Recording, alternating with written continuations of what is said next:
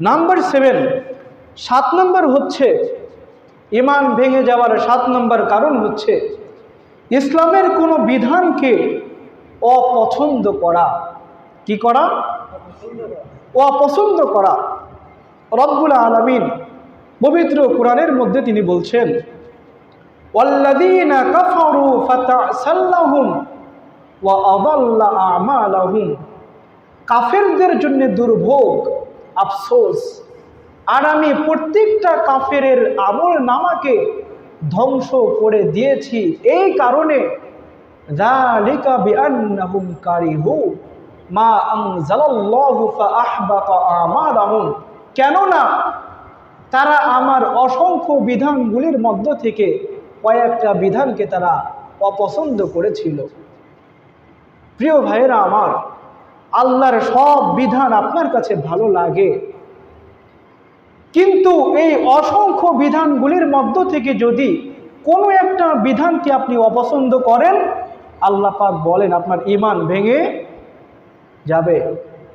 দুঃখজনক ব্যাপার হচ্ছে এমন অনেক নামাজিকে আমি দেখেছি, এমনও অনেক হাদি সাহেবকে আমি দেখেছি, তারা মাশাআল্লাহ 5 ওয়াক্ত নামাজ পড়ে, রোজা রাখে। যখন তাদেরকে বলা হয় যে জিনা করলে জিনার শাস্তি কি হবে, আয-যানিয়াতু ওয়াজ-যানি ফাজলিদু কুল্লা ওয়াহিদিন মিনহুমা মিআতা জালদা। যখন কোনো পুরুষ মহিলা তারা জিনা করবে, যদি তারা অবিবাহিত হয়ে থাকে তাহলে কি করো, 100টা চাবুকের আঘাত করো, বেতের আঘাত করো। আর যদি তারা বিবাহিত হয়ে থাকে তাহলে করণীয় কি, আশ-শাইখু ওয়াশ-শাইখাতু ফারজিমুহুম নাকালাম মিনাল্লাহ। তাদেরকে রজম করে হত্যা করে ফেলো।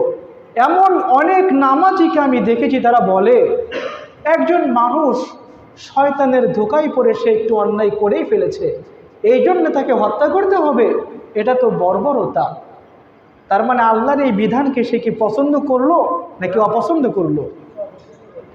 যখন চোরের ক্ষেত্রে বলা হয় আস-সারিকু ওয়াস-সারিকাতু ফাকতাউ আইদিয়াহুমা জাযাআম বিমা কাসাবা নাকালাম মিনাল্লাহ।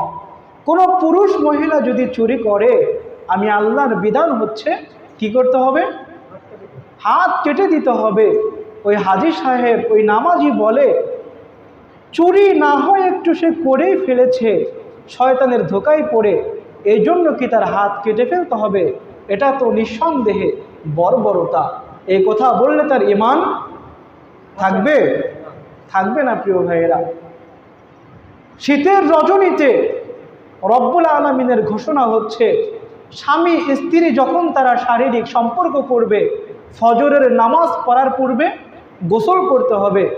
শীতের রজনীতে আপনি শারীরিক সম্পর্ক করার পরে ফজরের নামাজ পড়ার পূর্বে আপনাকে গোসল করতে হবে।